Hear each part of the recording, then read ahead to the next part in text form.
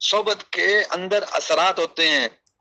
حضرت مولانا عبد الغنی پالن پوری رحمۃ اللہ علیہ کے پاس ایک بندہ آیا، کہنے لگا حضرت آپ ہر وقت صحبت ہی کی فضیلت بیان کرتے رہتے ہیں. حضرت نے فرمایا کہ اچھا کیا تم صحابی بن سکتے ہو؟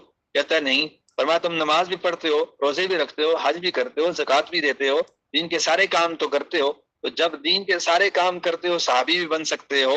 کہتا ہے نہیں، کیونکہ صحابی تو صحبت سے ہے. تو فرمایا اس کا مطلب ہے صحبت سے وہ درجہ ملا جو انسان کو عبادت کے ذریعے سے نہیں ملتا.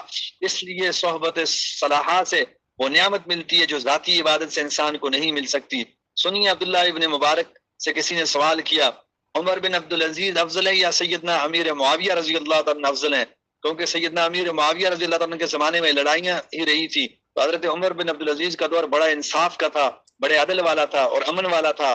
اس نے سوال پوچھا کہ ان میں سے افضل کون ہے؟ عبداللہ ابن مبارک رحمۃ اللہ علیہ نے کہا، خوبصورت جواب دیا، فرمایا سیدنا امیر معاویہ رضی اللہ عنہ جب نبی صلی اللہ علیہ وسلم کی معیت میں جہاد کے لیے نکلے تو ان کے گھوڑے کے جو ہے گھٹنے میں جو مٹی لگی تھی وہ عمر بن عبدالعزیز سے افضل ہے. صحبت کی برکات دیکھیے.